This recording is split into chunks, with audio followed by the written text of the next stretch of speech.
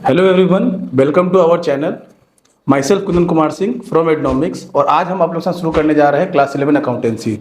और आज हमारा पहला चैप्टर है बेसिक अकाउंटिंग टर्म्स। तो हम लोग पहले टर्म्स को जान लेंगे। क्यों? क्योंकि अकाउंटिंग को सीखने से पहले हमको उसके टर्म्स जानने होंगे, क्योंकि हमारे यहाँ पे बहुत सारे ऐसे टर्म्स आएंगे जो इससे पहले हमने नहीं सुने होंगे। तो चलिए एक एक करके बहुत ही ईजी लैंग्वेज उसको हम लोग समझते हैं। तो चलिए शुरू करते हैं हमारा चैप्टर बेसिक अकाउंटिंग टर्म्स। और हमारा सबसे पहला टॉपिक है ट्रांजैक्शन। तो ट्रांजैक्शन क्या होता है? बिजनेस में वो सारे एक्टिविटी जिसमें कैश का, गुड्स का और सर्विस का लेन देन हो रहा हो, means exchange of goods, service and cash. कहीं पे भी अगर हम कैश का लेन देन कर रहे हैं, गुड्स का लेन देन कर रहे हैं, सर्विस का लेन देन कर रहे हैं, तो उन सभी चीजों को हम लोग क्या बोलते हैं? बिजनेस का ट्रांजैक्शन। और उसी को अपने बुक में सबसे पहले रिकॉर्ड करते हैं। रिकॉर्ड कहाँ करते हैं? तो सबसे पहले जहां रिकॉर्ड करते हैं वो बोलते हैं हम लोग जर्नल। सेकेंड पॉइंट हमारा आता है इवेंट। इवेंट क्या होता है?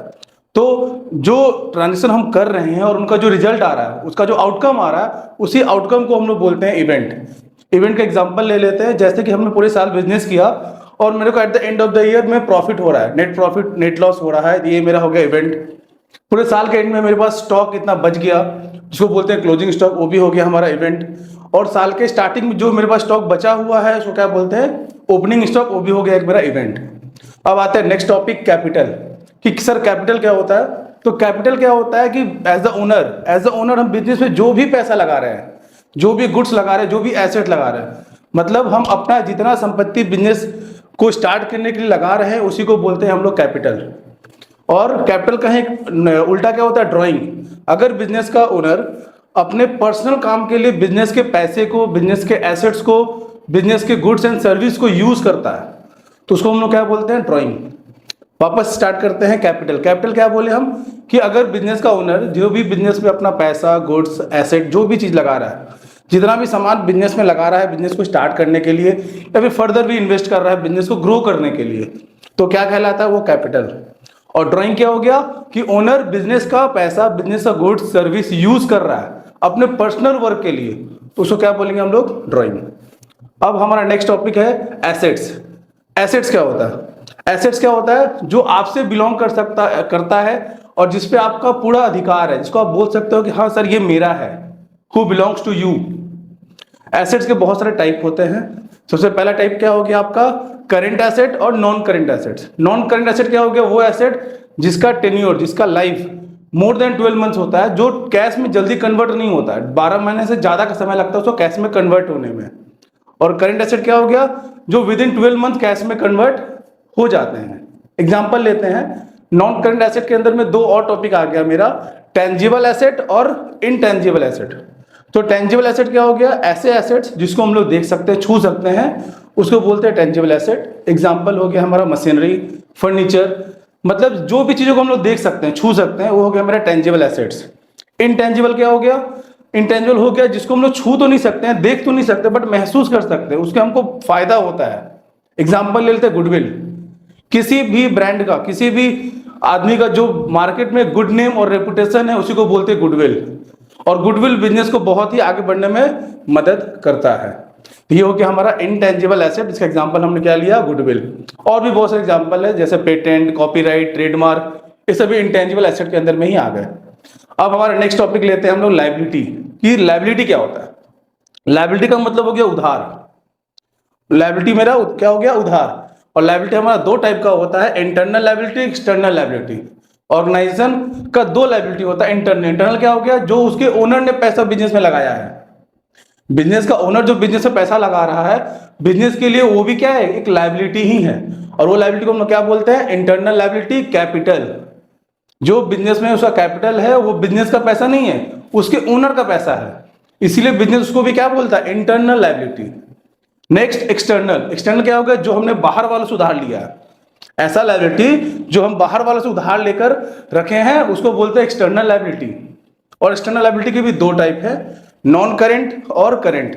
नॉन करेंट लायबिलिटी जिसको पे करने का समय 12 महीने से ज्यादा का हो, जिसको हमको 5 साल 10 साल तक कंटिन्यू पे करते रहना है, वो हो गया मेरा नॉन करेंट लायबिलिटी। और वो लायबिलिटी जिसको हमको 12 महीने से के अंदर ही पे करके खत्म कर देना है, वो हो गया मेरा करेंट लायबिलिटी। एग्जांपल लेते हैं करेंट लायबिलिटी का।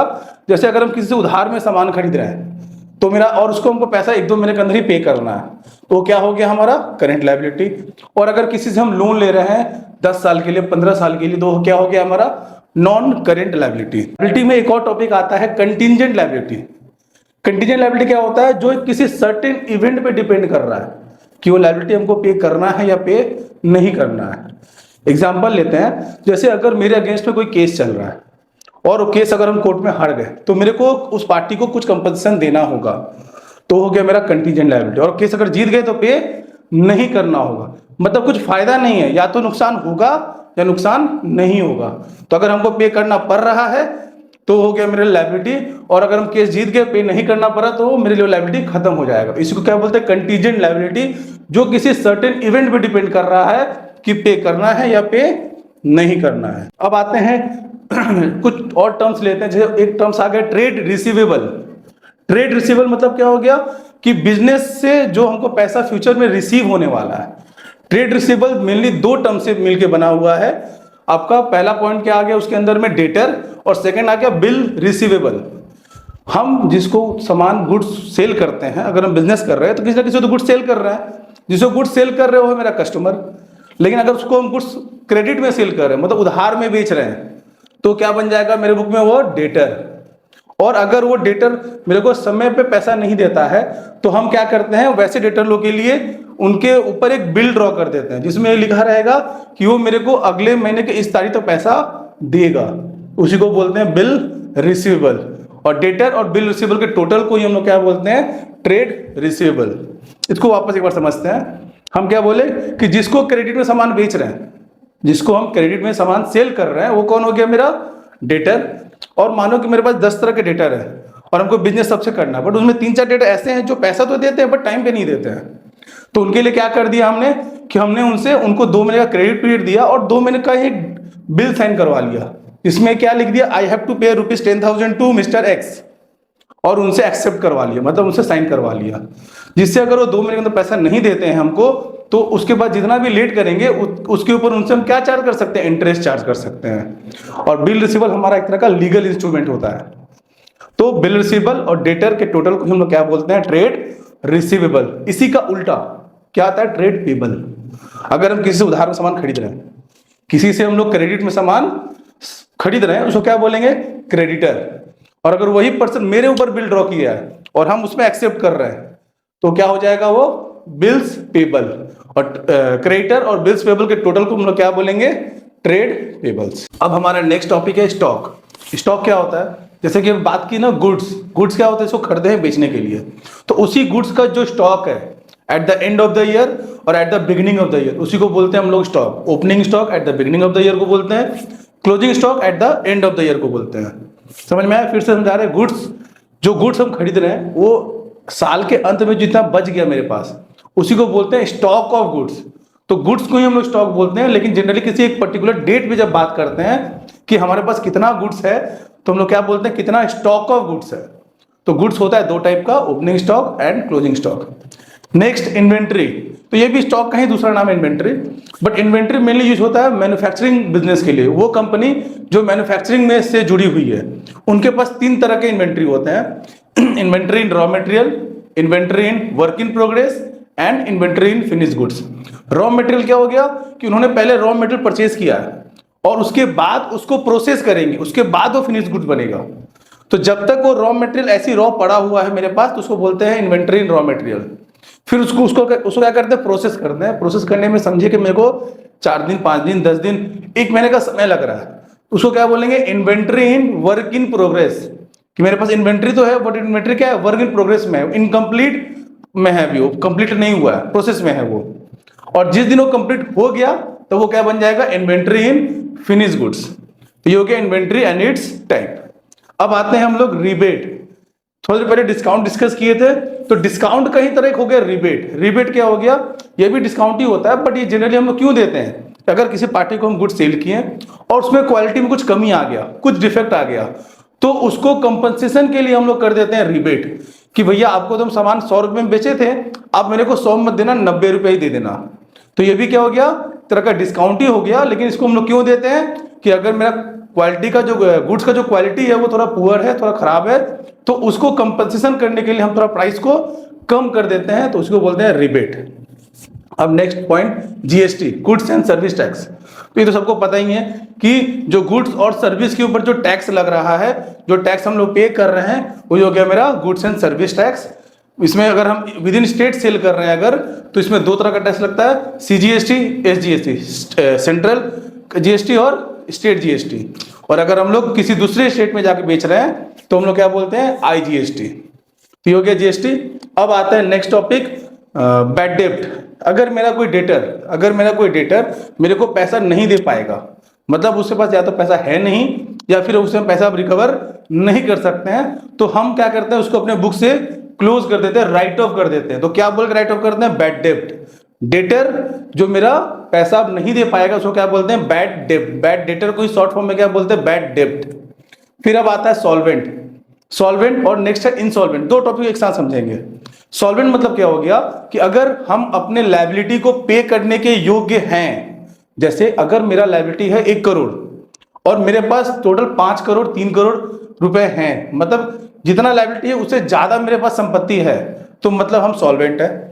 लेकिन अगर उसके उल्टा कि मेरा लायबिलिटी हो गया 5 करोड़ का और मेरे पास सिर्फ 3 करोड़ ही है, मेरे पास जो पैसा है वो मेरे लायबिलिटी से कम है, मतलब हम अपने लायबिलिटी को पे कर नहीं पाएंगे। अगर हम अपने लायबिलिटी को पे करने के योग्य नहीं है तो उसी को क्या बोलते हैं, इंसॉल्वेंट। और जब हम इंसॉल्वेंट हो जाते हैं तो वो पार्टी जिसने मेरे को उधार दिया था, अब वो अपने बुक में क्या रिकॉर्ड करता है, बैड डेब्ट, कि मतलब ये यहां से पैसा मिलने वाला नहीं है, तो उसी को बोलते हैं बैड डेब्ट। 3 चीज समझे ना, बैड डेब्ट, इंसॉल्वेंट, सॉल्वेंट। सॉल्वेंट क्या बोले कि अगर हम अपने लायबिलिटी को पे करने के योग्य हैं तो सॉल्वेंट है। अगर हम अपने लायबिलिटी को पे करने के योग्य नहीं है, मतलब हमारा जो लायबिलिटी है हमारे एसेट से ज्यादा का हो चुका है, तो हो गया इंसॉल्वेंट। और हमारे जो पार्टी अपने बुक में क्या रिकॉर्ड करता है, बैड डेब्ट, क्योंकि वो मेरे से पैसा रिकवर नहीं कर सकता है। अब आता है नेक्स्ट टॉपिक, इन्वेस्टमेंट क्या हो गया कि अगर हम अपने बिजनेस का पैसा कहीं और पे इन्वेस्ट कर रहे हैं, मतलब अपने बिजनेस के अलावा किसी और के बिजनेस में लगा रहे हैं, किसी और के शेयर्स में लगा रहे हैं, किसी जमीन पे लगा दिए, किसी बिल्डिंग पे लगा दिए, जहां से मेरा एक रेगुलर इनकम आते रहे, तो उसी को क्या बोलते हैं हम लोग, इन्वेस्टमेंट। अब आता है टर्नओवर क्या हो गया, पूरे साल भर के सेल्स, मतलब टोटल सेल्स को ही हम लोग क्या बोलते हैं, टर्नओवर। सिंपल टॉपिक है कि total sales for the year को हम लोग क्या बोलेंगे, टर्नओवर।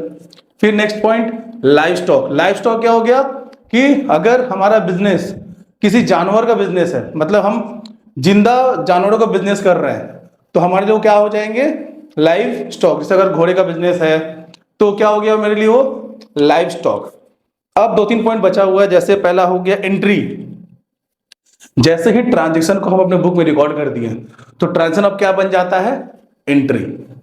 एक टॉपिक और, अकाउंट क्या होता है, तो सर सबसे पहले जहां पे हम रिकॉर्ड किए होता है जनरल, रिकॉर्ड करने के बाद हम क्या करते हैं, क्लासीफाई करते हैं। क्लासीफाई करना मतलब सभी सेम नेचर के अकाउंट को, सभी सेम नेचर के आइटम को हम लोग अलग अलग जगह में पोस्ट करते हैं, उसको बोलते हैं हम लोग अकाउंट, लेजर। जैसे हम पूरे साल बिजनेस किए तो हमने सभी चीजों को रिकॉर्ड किया, रिकॉर्ड करने के बाद हम क्या करते हैं, उसको अलग अलग अकाउंट में पोस्ट करते हैं। जैसे परचेज को एक जगह रिकॉर्ड करते हैं, सेल्स को एक जगह, सैलरी को एक जगह, रेंट को एक जगह, जिससे हम सबका टोटल जान पाए। और जहां पर रिकॉर्ड करते हैं वो क्या हो गया मेरा अकाउंट। इसको डिटेल में हम लोग आने वाले चैप्टर में समझेंगे। हमारा नेक्स्ट टॉपिक है परचेज। कि परचेज क्या होता है, परचेज तो सबको पता है, परचेज कर रहे हैं मतलब कुछ गुड्स खरीद रहे हैं, कुछ सामान खरीद रहे हैं। लेकिन अकाउंटिंग में क्या होता है, अगर हम कोई गुड्स खरीद रहे हैं, गुड्स क्या होता है, जिसको हम लोग खरीदे हैं बेचने के लिए, ना कि यूज करने के लिए। तो अगर ऐसा कोई भी सामान खरीद रहे हैं हम लोग वापस से सेल करने के लिए, उसी को बोलते हैं गुड्स। और अगर जब भी गुड्स खरीदेंगे तो ही परचेज को हम लोग अपने बुक में डेबिट करेंगे, मतलब परचेज को रिकॉर्ड करेंगे। फिर नेक्स्ट आता है सेल्स। तो सेल्स क्या होता है कि अगर हम अपने गुड्स को बेच रहे हैं, अगर हम अपने एसेट बेच रहे हैं तो सेल नहीं बोलेंगे, अगर हम अपने को गुड्स बेच रहे हैं तो ही उसको सेल बोलेंगे। गुड्स क्या होता है, जो खरीदे ही हम लोग किसके लिए, बेचने के लिए। और एसेट क्या होता है, जो खरीदे हम लोग यूज करने के लिए। तो जब भी एसेट खरीदेंगे तो एसेट का नाम आएगा, और जब गुड्स खरीदेंगे तो परचेज रिकॉर्ड करेंगे।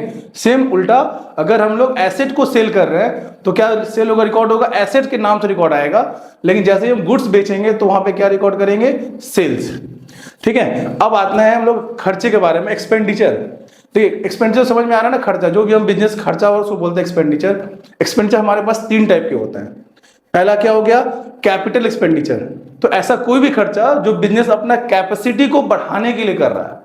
जैसे कि पहले मेरे क्लासरूम में 100 बच्चों को बैठने की जगह थी, अब मेरे को चाहिए कि मेरे को और 50 बच्चों के लिए जगह बनानी है। तो मैंने क्या किया, मैंने और बेंचेस परचेज कर ली और जगह हमने बाई कर लिया।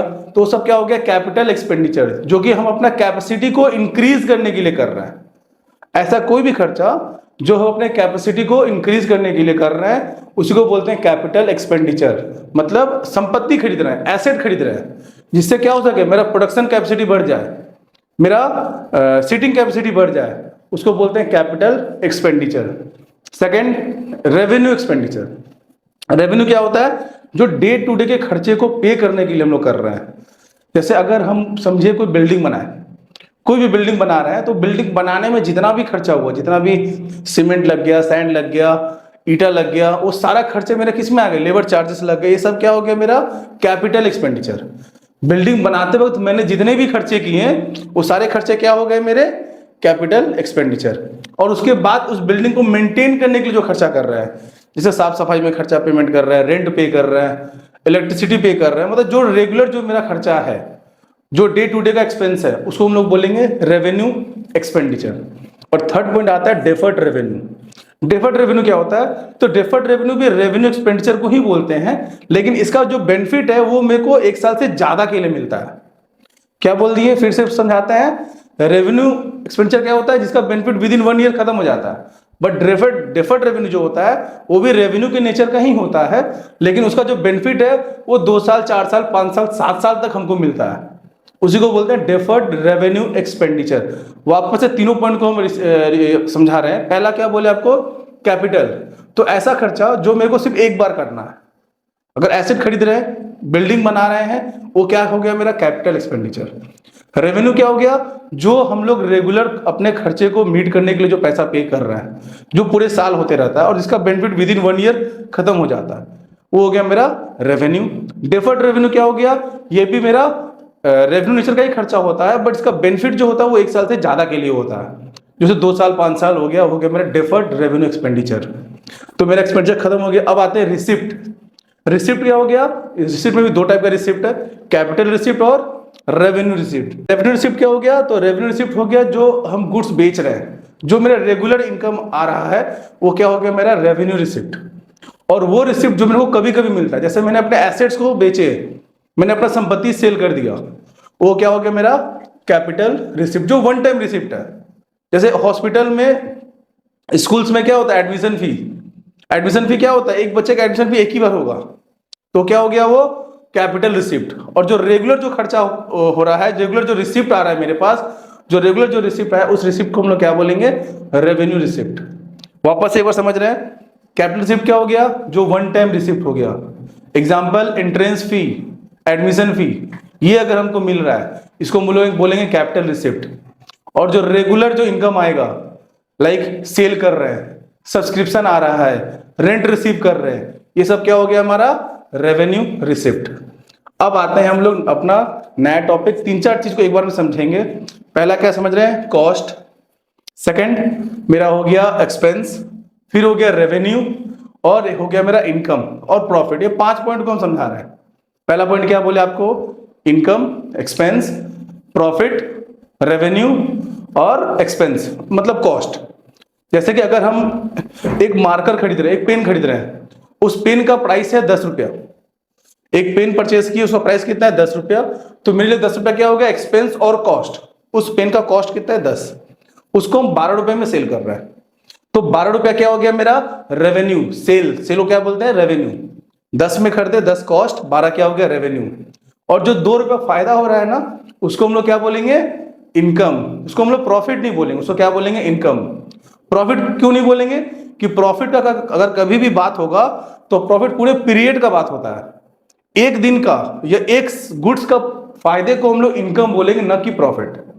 प्रॉफिट कभी भी बात होगा तो पूरे पीरियड का बात होगा, मतलब पूरे साल का जब इनकम का बात होगा तो हम बोलेंगे प्रॉफिट। फिर से समझ रहे हैं, पेन का दाम 10 रुपया। 10 रुपया क्या था, मेरा कॉस्ट और एक्सपेंस। 12 में सेल किए ना, तो 12 क्या है मेरा रेवेन्यू, और जो 2 रुपया फायदा वो क्या हो गया मेरा इनकम, प्रॉफिट नहीं, क्या हुआ इनकम। और जब पूरे साल का इनकम कैलकुलेट करेंगे उसको बोलेंगे हम लोग प्रॉफिट। और फिर नेक्स्ट आता है लॉस। लॉस क्या हो गया, अगर किसी भी सामान को बेच रहे हैं उसमें हमको नुकसान हो गया तो उसको बोलेंगे लॉस। और फिर एक और टॉपिक है प्रॉफिट, जैसा टर्म्स है गेन। तो गेन का मतलब भी वही होता है, गेन और प्रॉफिट एक ही जैसा हुआ, लेकिन अकाउंटिंग में ये कहा जाता है कि अगर हम अपने संपत्ति को बेच के फायदा कमा रहे हैं, अपने एसेट्स को सेल करने के मुनाफा कमा रहे हैं, तो उस मुनाफे को हम लोग प्रॉफिट ना बोलकर गेन बोलेंगे। जैसे मैंने अपने फर्नीचर को बेच दिया, मशीनरी को बेचा, उसमें मेरे को फायदा हुआ, तो क्या लिखेंगे gain on sale of machinery, gain on sale of furniture. वहां प्रॉफिट नहीं बोलते हैं। प्रॉफिट और गेन सेम ही टर्म्स है, लेकिन प्रॉफिट होता है अपना पूरे एक पीरियड का, पूरे साल का, और अगर मेरे को फायदा हो रहा है एसेट बेचने को बेचकर तो उसको क्या बोलेंगे गेन। अब आता है नेक्स्ट टॉपिक डिस्काउंट। तो हालांकि डिस्काउंट सबको पता है सर डिस्काउंट होता क्या है। तो डिस्काउंट मतलब हो गया अगर कोई भी सामान खरीद रहा है उसमें जो भी हमको कम पैसा पे करना पड़ रहा है। अगर 100 रुपए का सामान है, मेरे को 90 रुपए पे करना पड़ा, तो 10 रुपए क्या हो गया मेरे लिए डिस्काउंट। अकाउंटिंग में डिस्काउंट को 2 पार्ट में बांटा गया है, एक है ट्रेड डिस्काउंट और एक है कैश डिस्काउंट। ट्रेड डिस्काउंट क्या हो गया, अगर हम कहीं पे भी मार्केट में जा रहे हैं और हम बाहर दूर से देख रहे हैं 70% ऑफ, 60% ऑफ, तो वो क्या हो गया ट्रेड डिस्काउंट। वो किस लिए दे रहा है, वो कस्टमर को अट्रैक्ट करने के लिए, कि अगर जिसको खरीदना नहीं भी है वो भी एक बार अट्रैक्ट होकर चल जाए देखने के लिए कि भाई क्या है जो इतना कम में मिल रहा है। तो ट्रेड डिस्काउंट क्या बोलते हैं, टू अट्रैक्ट आवर कस्टमर। और इसको अपने बुक में हम लोग रिकॉर्ड नहीं करते हैं। अगर कोई प्रोडक्ट का दाम 100 रुपया है और मेरे को वो 40% डिस्काउंट में मिल रहा है, तो कितने में मैंने परचेस किया 60 रुपए में, तो हम अपने बुक में रिकॉर्ड भी सिर्फ 60 से ही करेंगे। मेरे को 40 से कोई मतलब नहीं है, 100 से कोई मतलब नहीं है। समझ में आया क्या बोले, ट्रेड डिस्काउंट मतलब क्या हो गया, वो डिस्काउंट जो कस्टमर को अट्रैक्ट करने के लिए लगाते हैं और उसका हम अपने बुक में कोई भी एंट्री नहीं करते हैं। फिर नेक्स्ट आ गया कैश डिस्काउंट। तो कैश डिस्काउंट क्या होता है, जैसे अगर हम अपने कस्टमर को जो डेटर है बन गए मेरे, उनको हम क्रेडिट पीरियड दे रहे हैं 2 महीने का, कि भैया आप 2 महीने के अंदर पैसा दे दो, और हमको अर्जेंटली पैसे का रिक्वायरमेंट आ गया, तो हम अपने सारे डेटर को ऊपर अनाउंसमेंट करा दिए कि जो भी पैसा हमको विद इन 10 डेज दे देगा उसको एक्स्ट्रा 5% का डिस्काउंट देंगे। उसको क्या बोलेंगे हम लोग, कैश डिस्काउंट। कैश डिस्काउंट क्या हो गया, टू इंप्रूव आवर कलेक्शन। हम अपने कलेक्शन को इंप्रूव करने के लिए जो डिस्काउंट दे रहे हैं उसी को बोलते हैं कैश डिस्काउंट। और समझते हैं जैसे कि अगर हम एक दुकान में गए सामान खरीदे, टोटल वैल्यू हो गया 10,500 या 10,200 हो गया, तो जनरली हमारा हैबिट होता है ना कि 10,000 में भैया इसको सेटल कर दीजिए। अगर उसका दाम हुआ 10,200 तो हम 10,200 ना देकर कितना देने के लिए प्रेफर करते हैं कि आप 10,000 में इसको सेटल कर दीजिए। तो वो क्या कहलाएगा मेरा कैश डिस्काउंट, जो हमको काउंटर पे मिलता है, मतलब कैश पे करते हुए जो डिस्काउंट मिल रहा है उसको हम लोग क्या बोलेंगे, कैश डिस्काउंट। नेक्स्ट पॉइंट है वाउचर। वाउचर क्या हो गया, तो वाउचर होता है सोर्स डॉक्यूमेंट, जिसके बेसिस पे हम ट्रांजेक्शन को रिकॉर्ड करते हैं। जैसे अगर हम किसी कंपनी अकाउंटेंट है तो हम रिकॉर्ड कैसे करेंगे, मेरा ओनर आके बोलेगा कि 2 लाख का सेल हो गया रिकॉर्ड कर दो, तो नहीं, हम ऐसे रिकॉर्ड नहीं करेंगे। मेरे को वो क्या देगा, सेल्स बिल देगा तो हम रिकॉर्ड करेंगे। अगर मेरे को परचेस बिल देगा तो परचेस का रिकॉर्ड करेंगे। सैलरी स्लिप देगा, किसी इंप्लॉय को सैलरी पे किए तो उसको रिकॉर्ड करेंगे। तो जिसके बेसिस पे हम रिकॉर्ड करेंगे इसको बोलते हैं एविडेंस, सोर्स डॉक्यूमेंट। जिसके बेसिस पे ट्रांजेक्शन को रिकॉर्ड करेंगे उसी को बोलते हैं वाउचर। एग्जांपल हो गया purchase bill, sales bill, rent bill, salary slip, ये सब वाउचर के एग्जांपल हो गए। अब आ गया मेरा एंटिटी। एंटिटी क्या होता है, तो हम अपने ऑर्गेनाइजेशन को जिसमें हम बिजनेस करेंगे उसको एंटिटी के नाम से डिनोट करते हैं। हम जो भी चीजों को रिकॉर्ड करेंगे वो एंटिटी पॉइंट ऑफ व्यू से करेंगे, ना कि ओनर पॉइंट ऑफ व्यू से। और एंटिटी और बिजनेस दोनों एक दूसरे क्या है, सेपरेट। इसीलिए हम लोग क्या करते हैं, बिजनेस को एक सेपरेट एंटिटी बोल के डिनोट करते हैं। और लास्ट पॉइंट है मेरा स्टोर्स। तो स्टोर्स क्या हो गया, हर एक बिजनेस क्या करता है ना, कुछ कुछ सामान अपने पास रखता है फ्यूचर में कंज्यूम करने के लिए, जो कि उसका वो एसेट नहीं है, ना ही वो गुड्स है, ना तो वो उसको रेगुलर यूज करने वाला है, प्रोडक्शन करने वाला है, और ना ही उसको बेचने वाला है। उसको बस रखा है कि फ्यूचर में वो कभी काम आ सकता है। एग्जाम्पल लुब्रिकेंट ऑयल हो गया। तो इस तरह की छोटी मोटी चीजों को हम लोग क्या बोलते हैं, स्टोर्स। तो आज ये हमारा चैप्टर यहाँ पे खत्म होता है। नेक्स्ट क्लास में हम लोग सीखने वाले हैं इंट्रोडक्शन टू अकाउंटिंग। तो आज तो हम लोग बस अकाउंटिंग का टर्म समझे हैं। टर्म्स क्यों समझे हैं कि नेक्स्ट हम लोग जो सीखने वाले अकाउंटिंग होता क्या है, तो उसे में अकाउंटिंग में होने वाले जितने भी टर्म्स हैं अगर उसको पहले से जान कर जाएंगे तो वहाँ पे हमको समझने में आसानी हो गया। जैसे अकाउंटिंग होता है क्या, अकाउंटिंग हो गया लैंग्वेज, बिजनेस के लैंग्वेज को हम लोग बोलते हैं अकाउंटिंग, और उस लैंग्वेज में यूज होने वाले जितने भी टर्म्स है वो हम लोग अभी सीख गए। तो हमारा जब नेक्स्ट टॉपिक होगा इंट्रोडक्शन अकाउंटिंग, तो मिलते हैं नेक्स्ट वीडियो में। अगर आपको अच्छा लगा तो वीडियो को लाइक कीजिए, सब्सक्राइब कीजिए। Thank you.